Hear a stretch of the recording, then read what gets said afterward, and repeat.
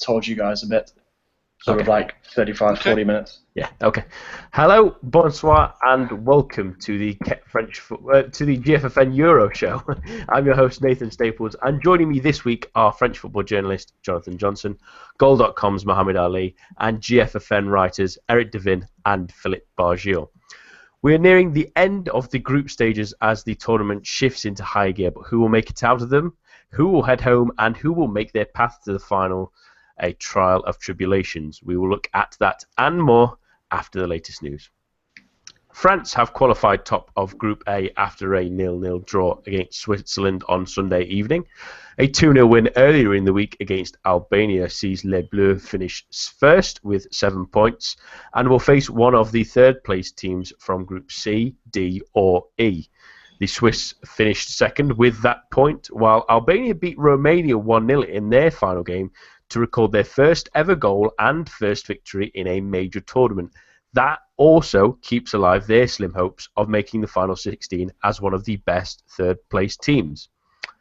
Wales finished first in Group B after a stunning 3-0 victory against Russia that saw their opponents finish bottom, while England were held to a 0-0 draw against Slovakia, ensuring Roy Hodgson's men qualify in second, while the Slovakians hold a strong chance of a third spot with their tally of 4 points. Germany managed another solid win to finish top of Group C a moment ago as they dispatched Northern Ireland 1-0, a result that could still see Michael O'Neill's side's men into the next round as a best third place. In the other game, Poland sealed their second place by beating Ukraine 1-0, thanks to a Jakub Błaszczykowski goal in the second half. Group D will close just after this podcast is recorded, but the second round of fixtures were marred with Croatian fans throwing flares on the pitch in protest of the nation's reportedly corrupt FA. The match ended with the Czech Republic pulling off an unlikely comeback to draw 2-2. And in the other match, Spain dominated Turkey in a 3-0 rout, seeing them through to the next round, and a point later on will ensure top spot. Italy maintained their 100% record with a 1-0 win over Sweden thanks to a wonderful goal from Inter Milan forward Eder, while Belgium returned to form with a strong 3-0 win against the Republic of Ireland. A double from Romelu Lukaku either side of an Axel Witsel header helped them pick up the 3 points, while Martin O'Neill's men need a result against the Azzurri to stand any chance of qualification. Portugal were left frustrated in their 0-0 draw against Austria in Group F. Cristiano Ronaldo hit the post with a penalty late on as his side's search for their first win runs on. In the other game, Hungary scored late on to break Iceland's hearts, meaning the group is still wide open heading into their final fixtures tomorrow evening. And finally, in breaking news, Zlatan Ibrahimovic has announced that he will retire at the end of this tournament. Sweden will face Belgium in their final game, and that may be his final time in a yellow shirt. And there are your headlines, but to keep up to date with all the latest, head on over to our website at www.getfootballnewsfrance.com. Follow us on Twitter at GFFN and our dedicated Euro handle on there at GFFN Euro 2016. We start this week with Les Bleus, who qualified for the knockout stages in slightly unconvincing fashion. A late 2-0 win over a plucky Albania saw them get off the hook earlier this week before a timid display against Switzerland saw them crawl over the line. Let's start with that game in Marseille first then, Jonathan, against Albania. It took France a very long time to break down their defences, didn't it? Is Jonathan still there? I'll move that one on to Mo. Then Mo, is that it was a dogged display, admittedly, from Albania, but it took France such a long time to break them down, didn't it? Yeah, it took them such a while that you would have thought that France weren't even going to score a goal throughout the game and peter out to a 0-0 draw, but. I think credit to the Albanians for playing such an organised game, and it's probably the first indication that France are perhaps not the outright favourites that everybody seemed to have them down as before the Euros began. I mean, the substitute, the fact that Pogba and Griezmann did not play up until the late into the second half, and the tinkering from Deschamps meant that, I don't think he's quite sure exactly how to approach the game, and he's trying out a couple of different options. But at the end of the day, this, on paper, this should have been a comfortable victory against what we thought would be the weakest side in the group. And France really, really struggled. Don't let the 2 very late goals mask any of that. Philip, they decided to rest a couple of players for that game, and admittedly, when Griezmann came on and scored the goal, they looked a little bit more adventurous and a bit more striking. But it took a hell of a long time to get there against a team that, yes, have been solid defensively in the first game and shown it again against Romania, but it was too much work for a team of that quality, wasn't it?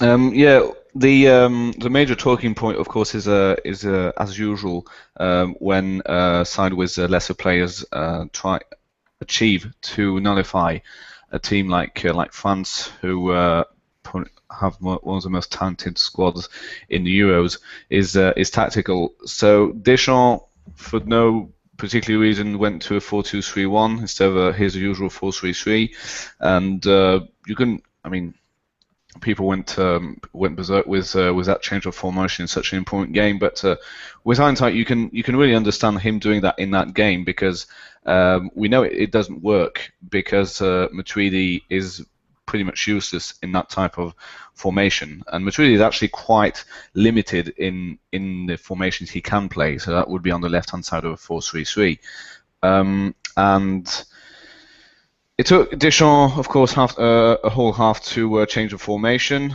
because he still tried to try and say, no, I want to play it that way, even if it's not working, a bit a la Laurent Blanc at Manchester City. But he did change it, and surprise, surprise, when we were playing a 4-3-3, we were playing much better. Matuidi was seeing more of the ball. He was able to go forward a bit more. Conte had a better influence on the game. He got a very good mark on the keeper. Probably he got a 7 out of 10. Probably a bit more than he deserves in my opinion. But he was one of our best players.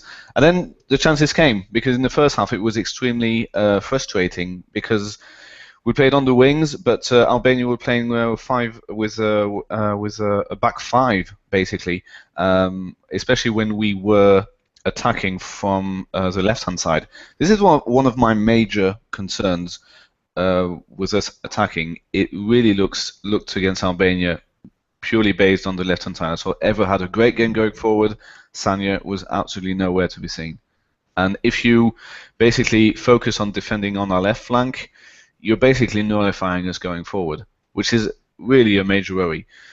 But in the end, Rami, who never would have been picked by basically the whole nation, puts in a great cross. Griezmann puts in the header, and then the second goal comes fairly quickly after that, and it's 2-0. And it doesn't look that that bad. But really, it's the Albanian coach who is Italian, I think. He's got Italian roots, and he really played technically extremely well. And it's from a stroke of luck that we managed to beat them. Eric, what was France's problem in that first half, especially, where they really couldn't break down such an organised defence? Well, I think it really comes to do with a lack of creativity. Without Pogba on the pitch, there's not. Payet really functions as a sole creative conduit. I mean, Martial, Coman, Giroud are all fantastic players, but as Philip rightly said, without enough attack from the fullbacks, and again, Evra did have a decent match, but without that support, there's really not a creative fulcrum around the team to function. And you've got a lot of players who are willing to give energy, and Coman can put in the odd cross, but there's not somebody who can take the game by the scruff of the neck and create something on a dime besides Payet on the pitch at that time. Now, that being said, I know Deschamps has taken a lot of flack, but I honestly do see the logic to why he opted to go for a 4-2-3-1. Matuidi had seemed off the pace a little bit tired, and for me, playing him in a 4-2-3-1, even though it's not his normal role, it does allow him to not have to run quite as much.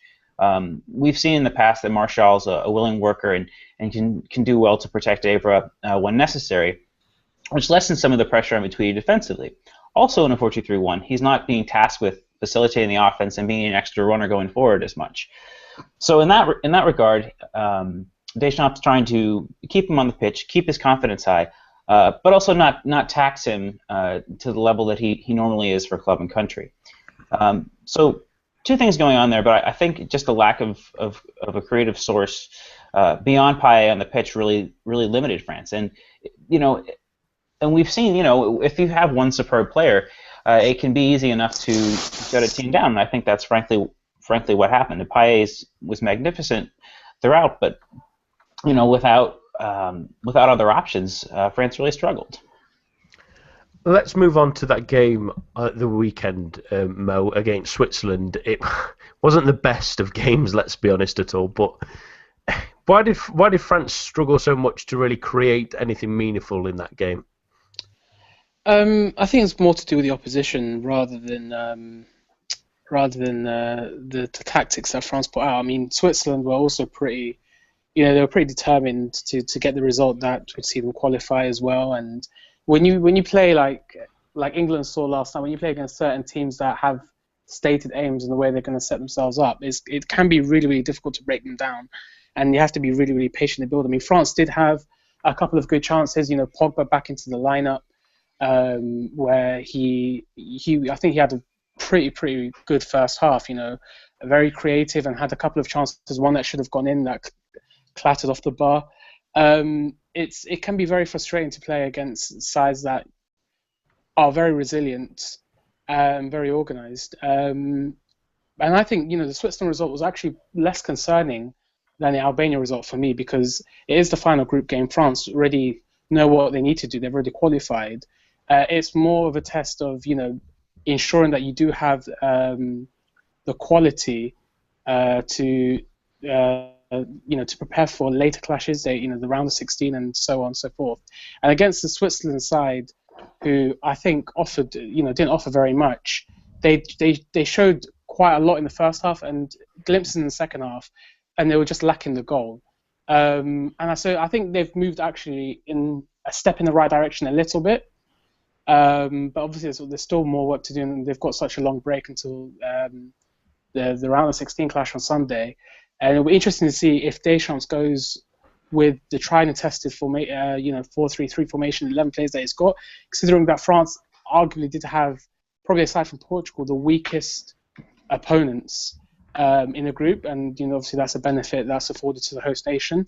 And they haven't really, Payet aside, they haven't really done amazingly well, but they've got through, and it'll be interesting to see kind of how they set up and how they work within the next couple of days, and see if they do face an England, if they do face Germany along the line, how they'll set up. I think we're being a bit overly harsh with how France played. I thought we played quite well, and I wasn't really expecting us to attack Swiss for 90 minutes, because we knew that a draw was going to be enough to land us first spot, which was the objective. This was reminiscent from the word go of the third group game in Brazil against Ecuador, where we drew 0-0, and I reckon we tried even less back then, 2 years ago, than we did on Sunday, where we had a great first half. Pogba really wanted to do well. He really wanted to score that goal. He didn't. That's a shame for him. But I thought it was okay. And 0-0 at halftime, Deschamps also said to his players, "Okay, well, if it's 0-0 after it in another 3/4 of an hour, it's not the end of the world. So don't take too much risk. Don't do anything stupid at the back, and we'll try and nick a goal if we can. But if we can't, it's not gonna change anything." So yeah, sure, Payet shot could have gone in, but it's not. It really is not that. Shall we say? a bad performance or a bad tactic. I thought. Cast our minds back though to the World Cup in 2014, that draw against Ecuador. That really destroyed all the momentum that France had built up in those first two group games. I mean, I can't remember exactly who was left in the starting 11, but I remember certain key players were left in so that they could keep their form going. Benzema was one of them. Didn't perform in that game. I mean, it was a pretty poor performance. But even if France had already advanced from the group at that stage, but they never really got that momentum back afterwards against Nigeria. Certainly against Germany, they weren't looking as good as they did in those first two group games, and that's the concern now. I think, has Deschamps. Well, actually, I would say has Deschamps disturbed, the formula he'd had, the winning formula he'd had at the beginning of the group stage here. But there is no winning formula because the teams were, not completely different, but they were different in both of those two games. So I think the biggest problem, and the person who was really under the most pressure going into the Switzerland game was Deschamps, and we still don't know if he has a strongest 11 in his mind. Well, I tend to agree with that. But if you're Deschamps, what do you do in the second half in that dressing room against Switzerland, where we actually play quite well, and it's 0-0, and you have to risk conceding a goal and conceding top spot? I reckon. I mean, I can understand why he did it, but I can also understand that we are probably going to meet a very negative side in the first knockout stage. Sorry. On another Sunday, so playing 7 days later. That's pretty good.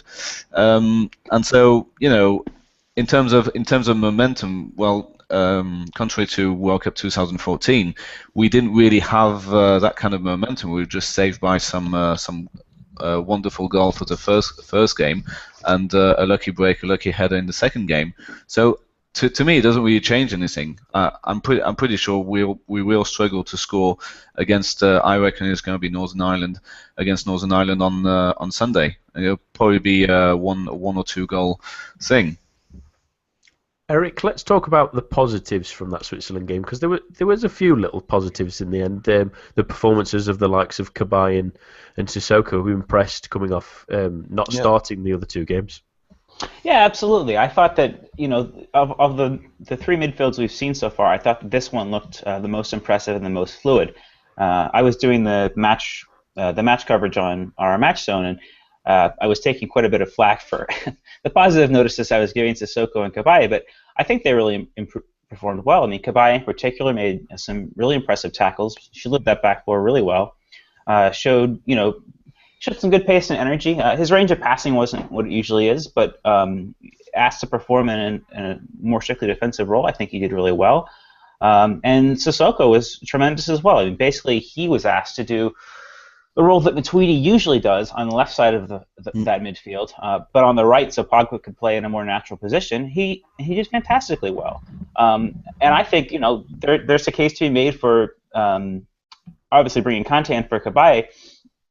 For a more similar midfield to play going forward. I think that Sissoko versus Matuidi doesn't seem to be as tired. I think he's better with the ball at his feet, and I think if he's willing to put in the work to play in a more defensively oriented role that he does with his club, I think he may have earned himself a chance to start in the next round. Frankly, I think that again, not scoring is frustrating, but I think a lot of that's down to positioning.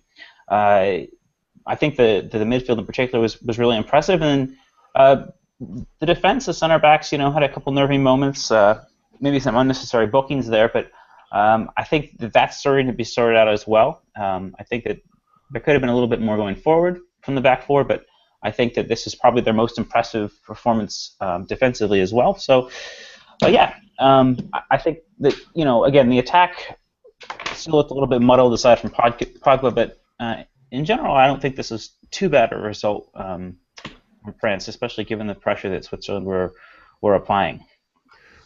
And the big question is, what does Deschamps do on Sunday? I don't really know what to think, because Sissoko and Kabay and Pogba played very, very well. So what does he do? Does he drop Matuidi, or does he stick with the Swiss team, or does he keep Matuidi on the side and where he has to be played? So in a 4-3-3 and on the left hand side. I read also a statistic which was pretty good that Griezmann has an unbelievable goal-scoring record for us coming on as a sub, and quite frankly, I wouldn't mind him starting on the bench against whoever we play on Sunday, because his stats are quite unbelievable, and when, each time he starts, he seems to be trying things and not always achieving them, and it seems to be extremely frustrating. So I would actually start Coman over him if I were Deschamps. Don't know about you guys. Well, it's an interesting point, and I was going to say to you, Mo, about Deschamps' choices really going into that game with the amount of rotation he's done. Do you think that rotation has affected the team so far in this tournament? They've had 3 different starting lineups in 3 games. I mean, I don't think it affects the players. I don't think, maybe. Probably because, this team has really chopped and changed so much over the past month and a half, considering the initial 23 that everyone thought that would be going to the Euros. And so you kind of expect that Deschamps would be kind of rotating his side. He's got a lot of really good options. If it's not going to be certain formations, you've got, like the likes of Martial and Coman, who are, very, very creative, very talented youngsters. And it's actually also quite surprising that the defense hasn't been changed either. That it's been quite simple to pick from. I think the question with the defense though before the tournament was that Deschamps absolutely had to identify someone that could replace Varane. So really, once he plumped for Abraham, he had to stick with that back 4, I think, and that's why it made sense to me to start that sort of defensive 5 when you include Lloris as keeper as well for those 3 group games. I'm also, but given the opposition, the level of opposition they would have faced, maybe, kind of altering the team, seeing his options. He's gone completely. He's not touching the defense one bit. But it would have been good to see, the same level of rotation maybe seen around the entire squad, perhaps, especially maybe for the Albania game and. Even the Switzerland game, but going into the last 16, I don't think it will change, and I think that the fact that he's tinkered this, he's tinkered a little bit and he's rotated would actually give some players the impetus maybe to perform, knowing that this could be the only chance that they have. Maybe they do have only 1 or 2 chances in order to make an impact, and the fact that you've had. I don't know, 15, 16 players that have featured for France so far at the Euros. It will be a boost to the squad, and I know that some players will now, especially Coman and Martial, who I think do have a start left in them before we get to the the really late stages of the tournament. It could only be beneficial. And 2 words, just a quick one on Martial and how absolutely rubbish he was. And the other part was what I wanted to mention is that Rami and Koscielny are now on a booking. They were both picked up against Switzerland, and if they do get another one against whoever we play on Sunday, I'm really annoyed at this format. We really should know by now who we're playing. But anyway. I have to say, I think it was a bit harsh, the yellow card on Rami. Yeah. And I see why it was given. I think it was. I don't particularly recall it. High foot. The high foot, but there was nothing on that. Actually, I mean, he went for the ball, so I probably wouldn't have given a yellow card myself. Yeah, but the thing is, if they do get a booking, they're suspended for the quarterfinal, and we have to put in Umtiti or someone. That's certainly quarterfinal. Yeah, that's big. Yeah, and that's a big factor. So and that's probably England as well. Possibly. Yeah. This is where it brings it back to the friendlies, though, because in the friendlies before the tournament started, Deschamps should have at least given Umtiti, a substitute appearance or something, so he can potentially get. Well, if for me, he would have started against Cameroon or Scotland, one of the 2 at least. But he's now potentially going to be thrown into one of these games at the deep end. Yeah, exactly. Having never set foot on the pitch as a senior international before, which is crazy. He'll probably do very well, but I hope so. I mean, I like Umtiti. I rate him. I think it's fine, but I think it's a massive risk, and maybe Deschamps should have given Umtiti some kind of experience in that game against Switzerland, and maybe even starting him But actually, on the same level, I wouldn't have minded actually Steve Mandanda starting in Switzerland, but that's maybe a stretch. Yeah, well, there's plenty of options you can always look back in hindsight. But just to bookend this conversation, we've mentioned already Griezmann's record off the bench. But looking at how he's played in the last two games, Eric, he scored his goal against Albania from a central position. His most exciting place movement and moments on the ball against Switzerland were from a central position. Giroud and Gignac haven't necessarily nailed down that position. Might be the temptation to play him up top, on front on his own, Griezmann? It seems like he wants to do that anyway. I thought that Griezmann, frankly, did not play very well against Switzerland. I think that, France at their best have used a fairly dynamic front three, but that's generally been Benzema in the recent past. But without Benzema, the striker doesn't necessarily move as much. Gignac and Giroud are more static players in terms of moving wide and pulling defenders about with them. And Griezmann seems to fail to recognize that. Normally, he's able to drift infield as Benzema drifts out, but I think without Benzema there, he's still trying to operate in the same way and doesn't have much cognition. He didn't do much to stretch the pitch in terms of creating space in wide areas. That was left to Coman, who I thought ran a lot and tried very hard. Ended up having to, frankly, provide width on both sides by switching flanks, whereas Griezmann just took up central positions. So I do think, yes, that going forward, playing Griezmann centrally does make the most sense, whether he starts or is a substitute, because it just seems to me he's not willing to play in a wide area in this 4-3-3. I mean, he's played wide on occasion for Atletico, but I think with France he wants to take up that central role that he's so used to doing, and he doesn't seem like he's willing to do that. I don't know if that's pride on his part. I don't know if that's just a general lack of cognition, or he's just too used to doing it from the recent past with Atletico.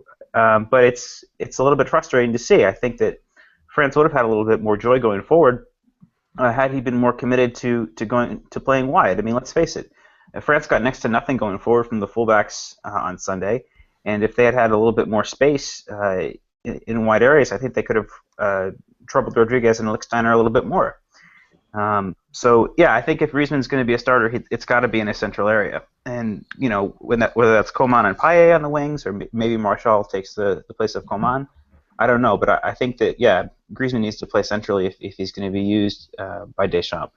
I agree with that. I think he's too used to it at the moment from playing that way with Atletico in the season that's just gone. I actually think that the key for France moving forward now is that Deschamps has to look at the players who only seem to perform in the positions that they seem to favour on the pitch, and that would be Griezmann, Pogba, and Payet. I mean, I'm not criticising Payet saying he hasn't turned up in the tournament. Of course he has. Scored 2 excellent goals, and I just think for him he's much better in that number 10 playmaking role than he is out wide. I think he contributes more over the 90 minutes when he's more involved centrally, and I think that Pogba, he seemed to come alive playing in that left central midfield berth as opposed to his performances on the right side of that. So if we bear in mind that Griezmann should probably play through the middle, that Pogba should occupy that left central midfield berth, and Payet should be playing sort of in that attacking midfield role, or as close to that sort of number 10 role just behind the striker as possible. I think that Deschamps either has to deploy them in those roles in that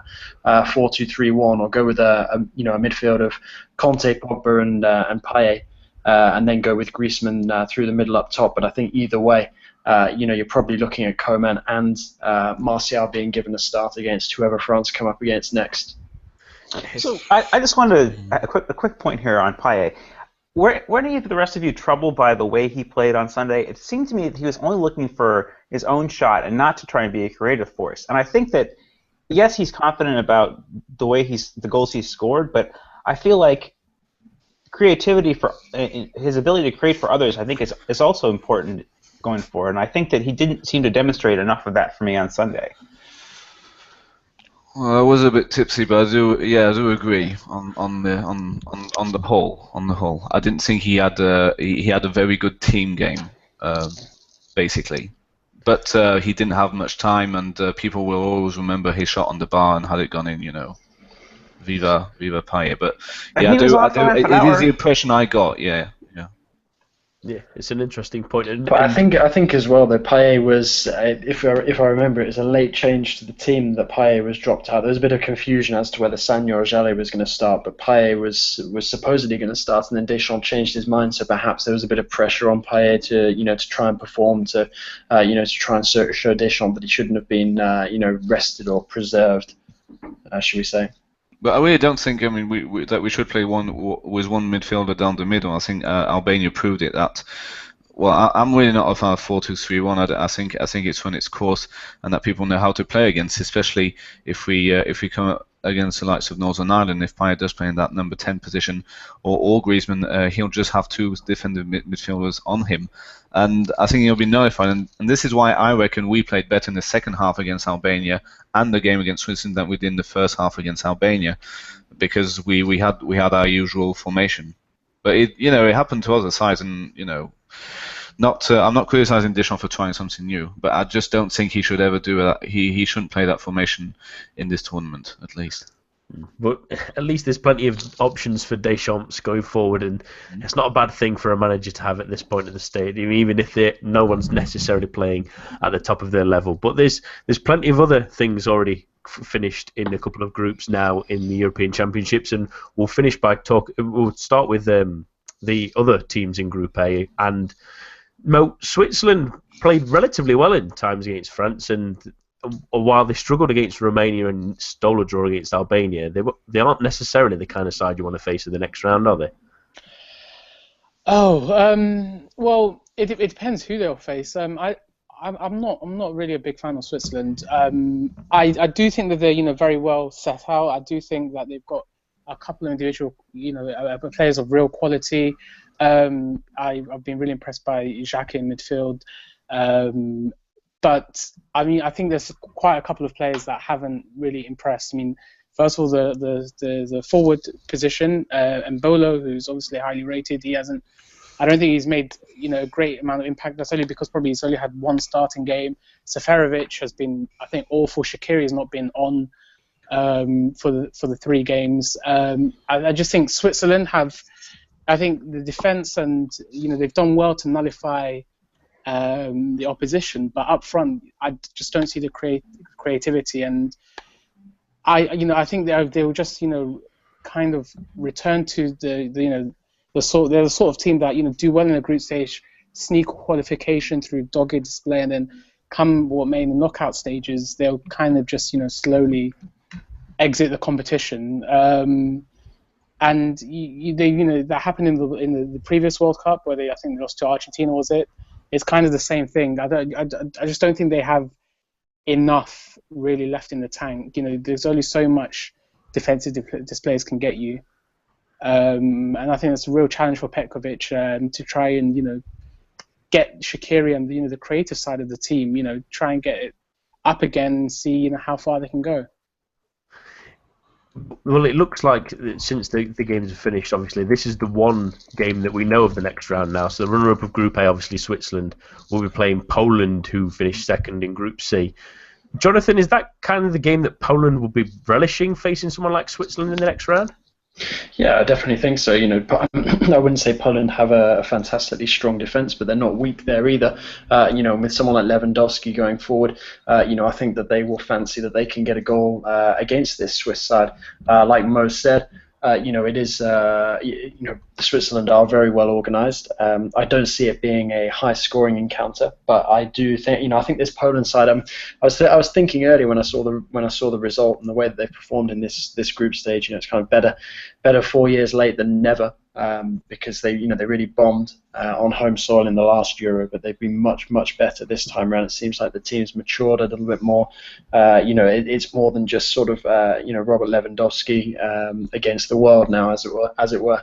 So I think that Poland will be happy with that draw. I think that Switzerland will feel as well that they have a good chance of winning and going through to the next round. But for me, I think that Poland are the favourites so far. I've been more impressed with them, and I think that they have more goals in them, crucially, than Switzerland. I think Switzerland's best chance is probably keeping it goalless all the way through to penalties and then winning there. And a major positive for that Poland side is they've yet to concede as well. So that solid base at least, and while they've not got a firing with Milik and Lewandowski, they've got plenty in reserve. I just finished watching the second half against Ukraine, and you would think that with Lewandowski and Milik, and with Białkowski, and with Krychowiak, Grosicki, and all that, they would actually push for a second goal, but they didn't. They look extremely negative, and honestly, one of the best defenses at the tournament. I mean, they have been great defenses, including Albania, at which I reckon are much more organised than Romania, or much more organised than Romania were,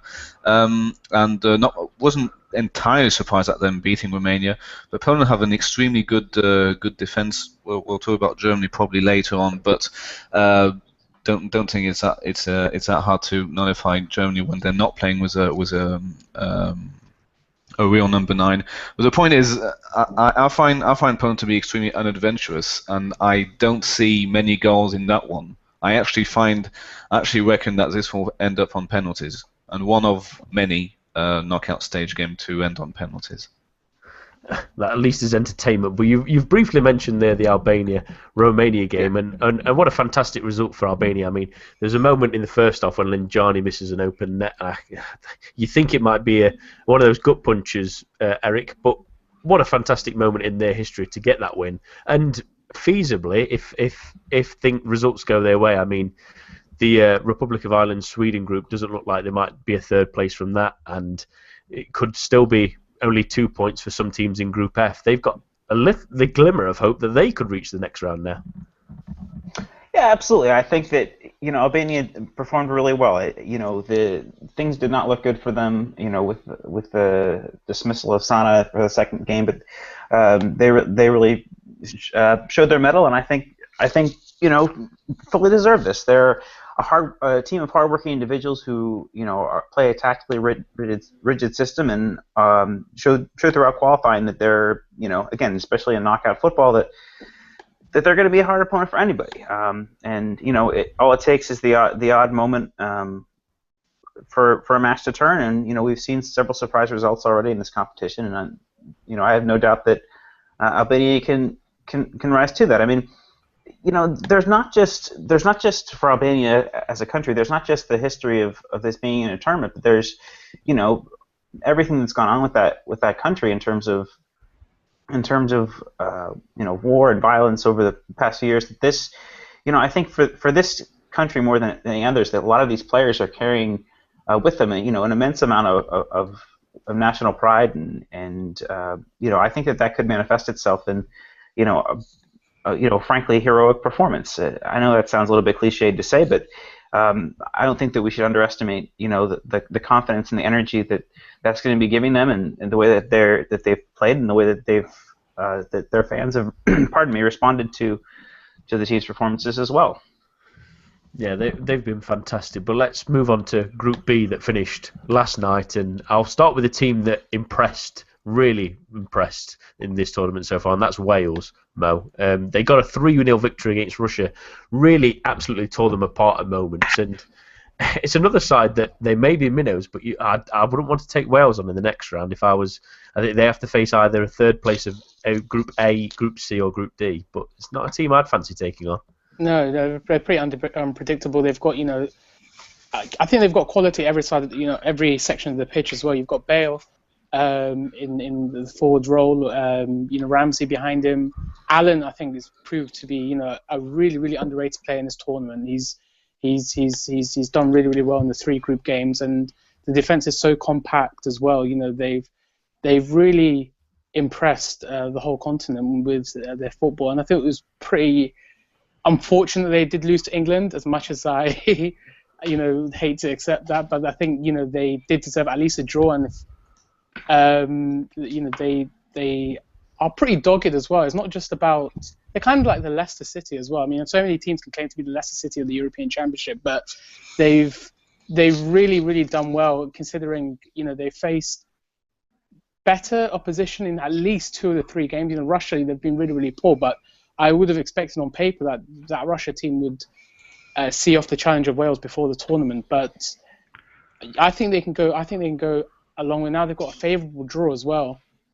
Pretty much, if the third place results go their way, and then the possible quarterfinal, finishing top of Group B would have been a real coup for them.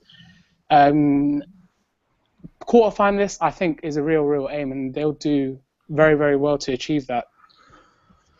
Yeah, and talking about Wales, Russia, and Philip, it was tactically, I think, from Chris Coleman. We've mentioned he used the 3-5-2 with the actually, full. Nathan, I haven't been able to watch Wales at all. That's fair. So I'd rather you ask a question to someone else.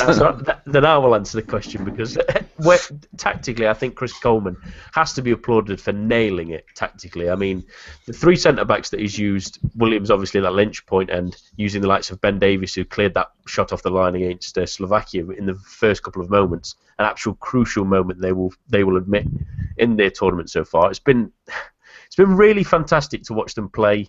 Not overly defensive football, except from that second half, especially against England, where they were hammered in and they couldn't quite get the ball out. They were breathtaking at times against Russia. It looked like every time they went forward, they were going to score. While Russia have been very disappointing, although they've had a number of injuries, absolutely terrific tactically. But let's move on to the more disappointing result of that game yesterday, and that was England's draw against Slovakia, Jonathan. England just couldn't work out how to break the tough Slovakian 11 in the box down, could they? No, they couldn't. I found it a really tedious match to watch. One of the worst in the tournament, in fact. I think England had a couple of decent opportunities early on, but after that, it really petered out. I think Slovakia were happy to settle for the draw. And with England, I don't think there's any doubt that they do have the talent, to go a bit deeper in this tournament. Perhaps to get to the quarterfinals, maybe even all the way to the semis. But I think that Roy Hodgson seems to, a bit like Deschamps, not know his strongest 11 and make some bizarre tactical decisions at times. And I do think that the defence is still a little questionable as well. And for me, even though there are plenty of goal threats in that team, there just don't seem to be there doesn't seem to be anyone sort of finishing consistently enough in order to fire England that much further in this tournament. You look at the chance that Jamie Vardy had last night, and you really would expect him to be putting those away. Good save, but as a striker played in that position, he really should have been putting it away. So I haven't been overly impressed with England. I thought that they did well to fight in order to beat Wales, but I don't think that they particularly merited it. And they were disappointing against Russia. Yeah, they took the lead late on, but to throw it away in the way that they did was very poor. And I don't think that there should be many teams that fear England going into the latter stages. To be quite honest with you. Philip, are they being too negative tactically? I mean, both Wales and Slovakia scored 2 and 3 goals against Russia, and England only managed the one from a set piece. They got 2 possibly lucky goals, you might say, against Wales, especially the late one. Is Roy Hodgson holding some of these attacking players back a little? Well, a lot of debate is going on about, first of all, does Roy Hodgson knew what formation he was going to play months before the tournament? The answer is obviously no, because he played a 4-4-2 with a diamond-shaped 4-4-2, so 4-1-2-1-2, if you will, in all 3 friendlies, and then come the opening game, he reverts back to 4-3-3. It really looks like he's trying to put round pegs in square holes.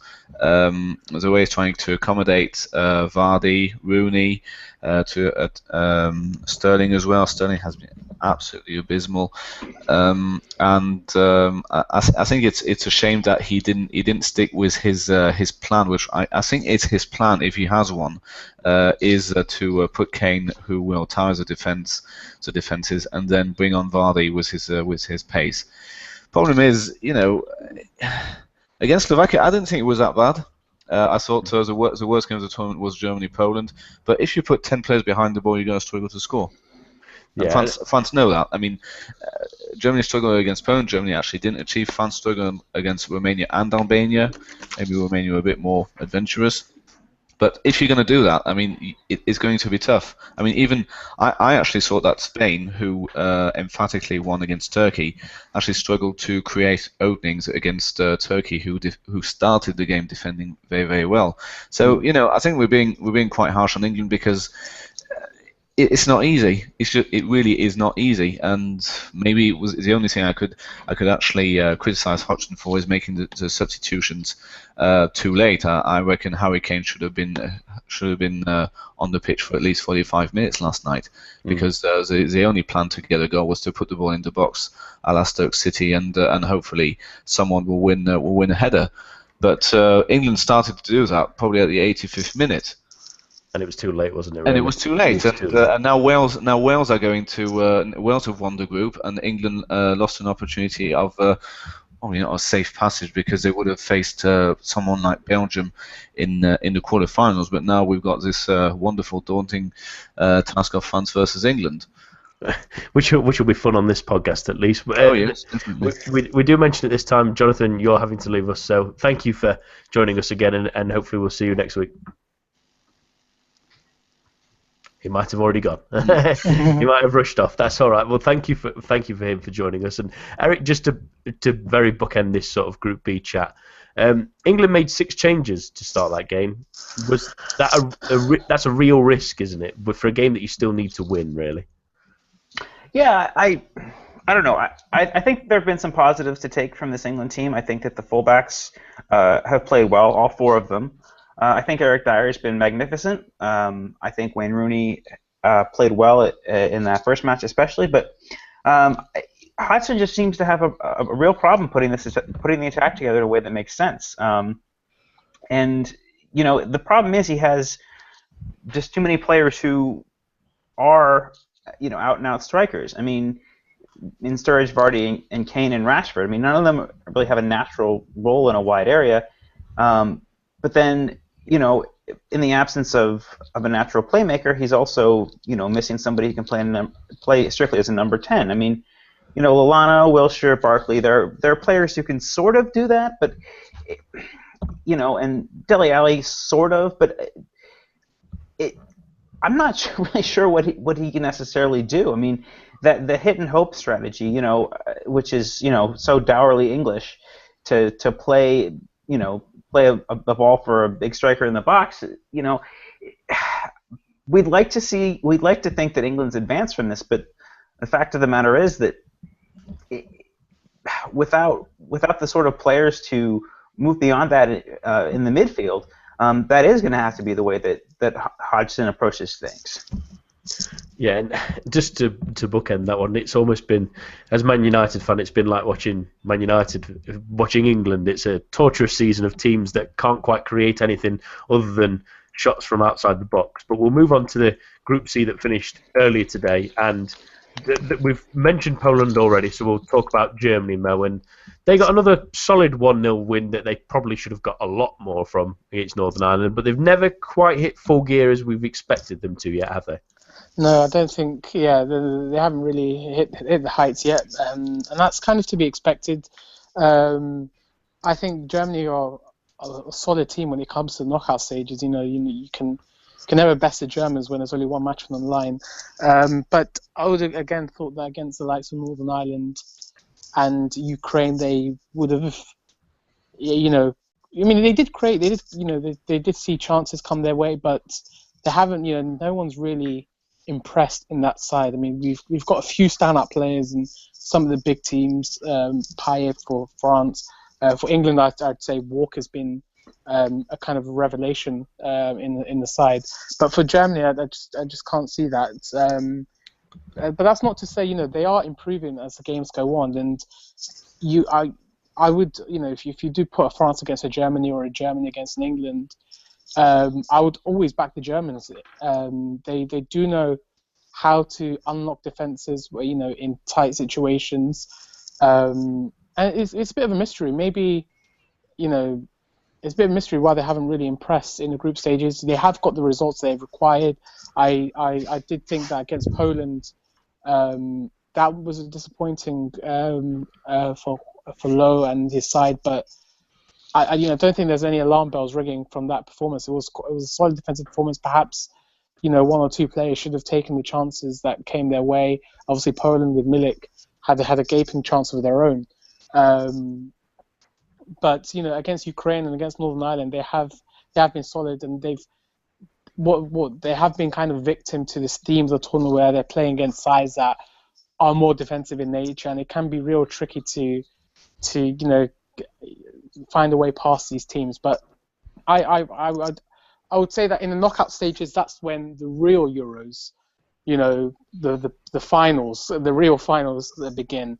And I think Germany would be one of the, I think the favourite, if not the overwhelming favourites, will take the whole prize. But I think, in the quarterfinal and onwards, you would see a different Germany to one that's kind of crawled their way past the 3 games. I wanted to talk about that defensive line really as well, Philip. They have 2 excellent centre backs in Jerome Boateng and Mats Hummels will be playing together next season for Bayern Munich, which is a scary thought. Yes. Is there a better centre back pairing in Europe? I don't know. I haven't. I don't really think so. I don't think Wami and Koscielny are quite up there. They haven't been tested though. This is the big thing.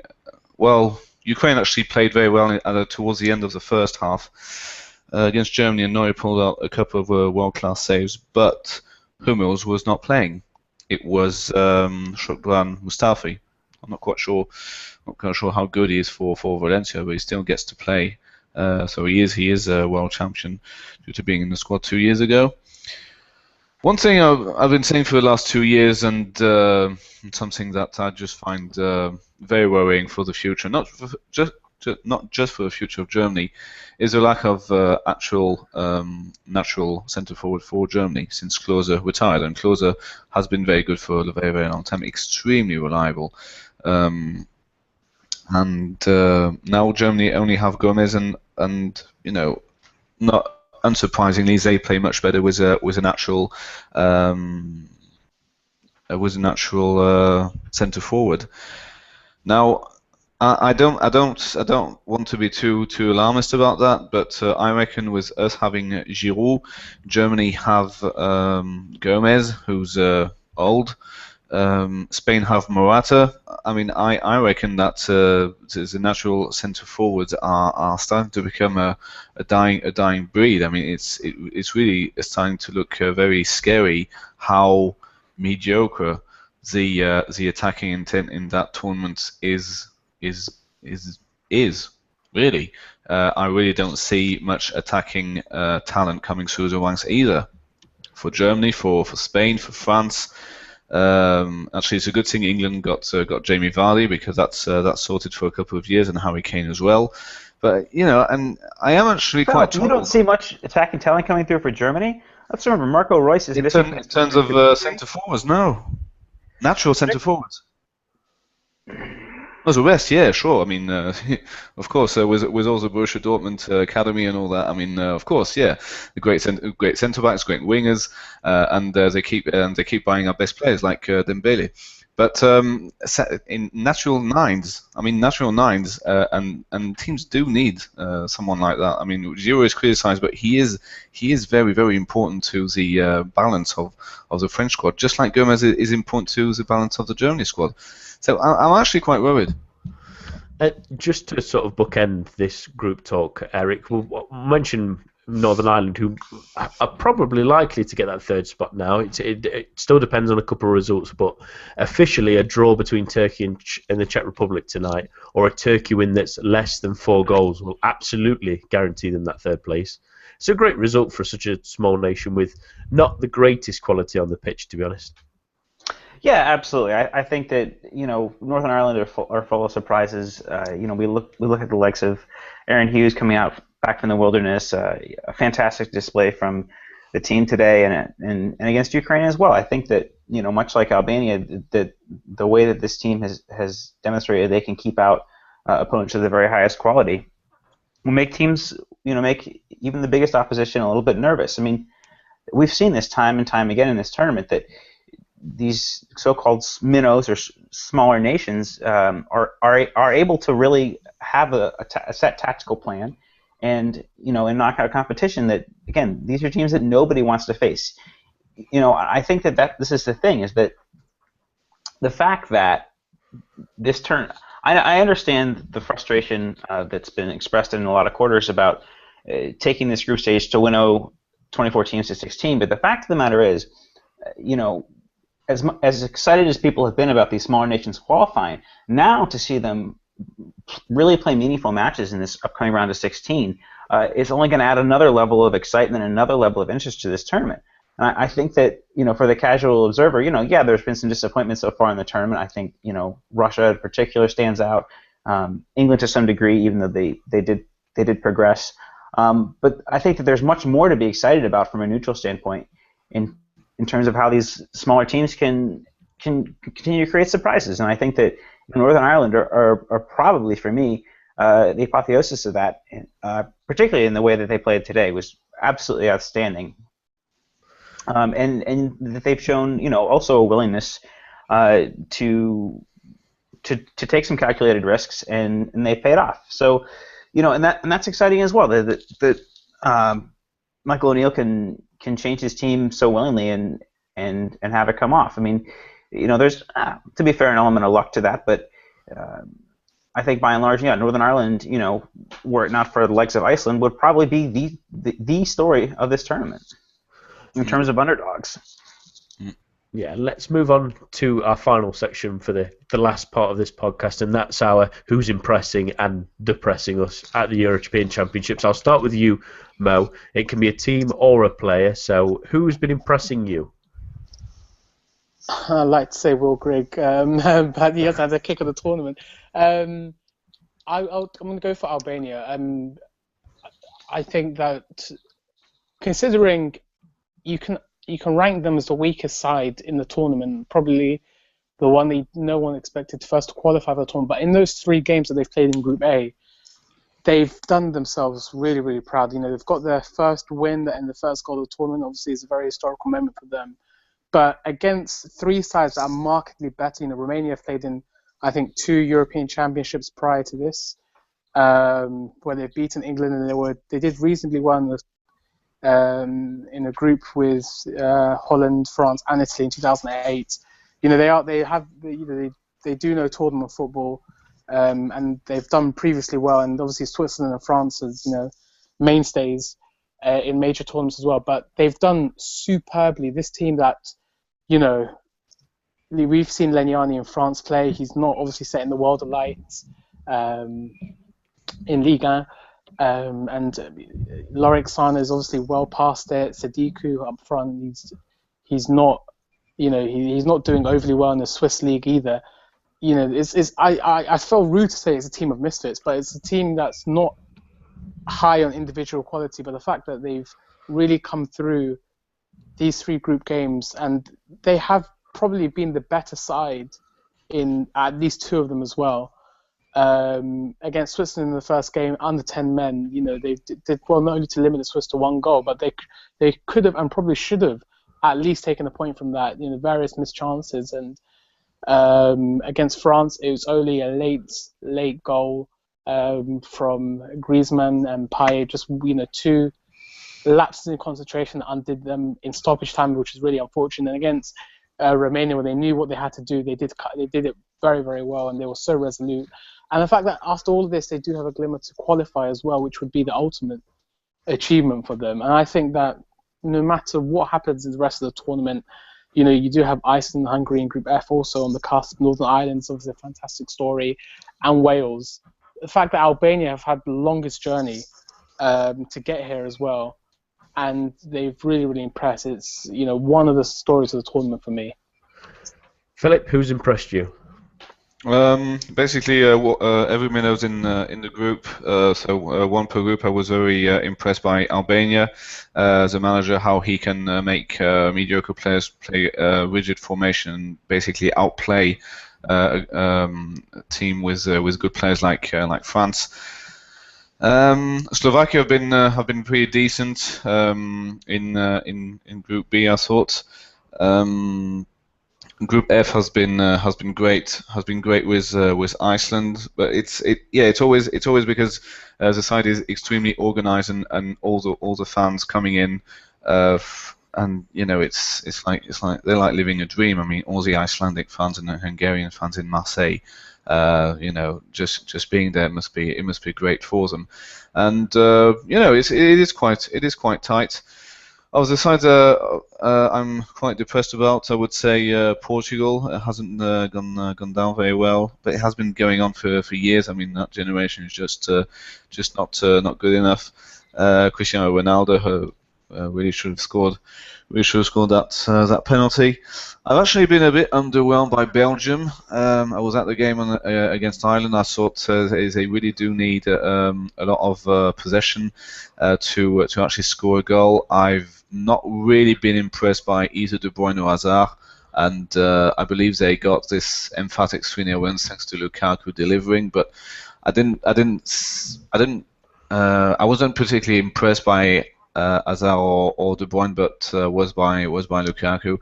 But I think this will change. I think Belgium will become a major contender later on, and could actually probably win the whole thing. But they really do need to improve. They really do need to improve. Eric, who have you got? I think I've mentioned him. I think that on both shows so far. Andres Iniesta. I mean, again, this player's been in the shadows for so long, both in terms of his club career and in terms of his teammates and for Spain as well. But I think that now he's showing that he is one of the best players in the world. I mean, we know this, right? He plays for Barcelona, but the way that team functions, we're so focused on their forward line that how incredible of a player he is, I think really flies under the radar. And he's just had a really fantastic pair of matches and continues to impress for me. Aaron Ramsey, I'd like to mention as well. I think that right now he's back showing the kind of form that he displayed with Arsenal 2 years ago, the 2014-15 season, that is, as being if not a world-class player, certainly a very exceptional player who's able whose performances are able to stand on the pitch, alongside the best in Europe. I think that he and Joe Allen in particular have really given Wales hope of not only advancing to past the group stages, which was somewhat of a surprise, but in first place and showing that there's just a lot of multidimensionality to this team.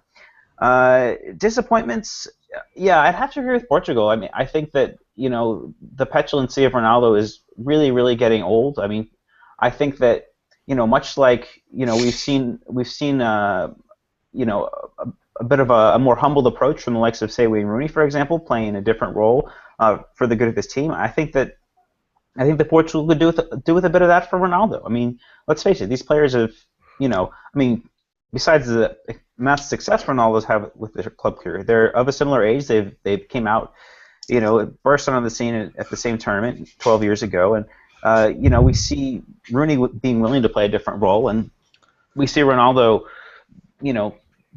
being the same petulant git that he's been the whole time. I mean, at some point you've got to show maturity. And the thing is, with this Portugal team, there are so many exciting young players, and we've talked about them. Gomes, Danilo, Rafael Guerreiro. There are a lot of exciting pieces to this Portugal team, and I think that they could be, one of the surprise stories. The talent is there for Portugal to be one of the surprises of this tournament. But because of the way certain individuals feel they need to act, I think that potential success is really being undermined. Guerrero has actually had a great tournament so far. Yeah, exactly. I mean, yeah. And I still can't decide why they've not tried Renato Sanchez for longer than the 20 minutes they gave him in the first game. But never mind, swings and roundabouts. Mo, who's just to bookend this? Who's disappointed you? I'll go for Cristiano Ronaldo as well. He's not looked great in the two games so far. I thought his comment against Iceland was very petulant. Not what you'd expect, given that they just managed to achieve the greatest result in the national team history. And then against Austria, you'd expect Ronaldo time, to lead his country into the knockout stage. Portugal as a whole, I thought, were very average in that game, despite the chances that came their way. But I agree with Eric. The fact that they do have a really interesting squad, but because of you have to, everything has to come through Ronaldo. He's the focal point of the team, etc. It kind of stifles the creativity of other players. It kind of you kind of get the feeling that they're not where they should be. And is Ronaldo on the wane? Probably. Against Austria, even the penalty, it just didn't happen. Nothing would come his way, and it's a bit annoying the fact that Portugal do have a really, really good team on paper, with or without Ronaldo. He was never really all that with Portugal. I mean, I don't remember a tournament where he's actually played very, very well. Absolutely. I mean, in 2012 as well, the same. You could also say the same. 1-0 to Spain. Who scored? I think it's maybe it's offside. No, it isn't. It's not offside. It stands Fabregas. Right. Yeah, well, that's a signal really to leave, isn't it? I think. Yeah. Yeah. Cristiano Ronaldo for my disappointing player of the tournament so far. Yeah, I just very quickly, I would agree with Eric. Iniesta's been fantastic. Italy have been surprising as well and excellent in that first game, especially. Disappointments. Russia were abysmal, but they've lost a lot of players to injury, and the Turkish had a lot of promise. They had a lot of interesting attacking players. They've barely used any of them, and they've been rubbish. Yeah. That's all for this week. My thanks to Mo. Follow him on Twitter at Mohammed_Ali. Thanks to Eric, Philip, and for Jonathan for joining us earlier as well. Thank you to everyone listening at home. And I hope you enjoy the Feast of Football ahead, and we'll get back to watching some of the games. A bientôt, and goodbye.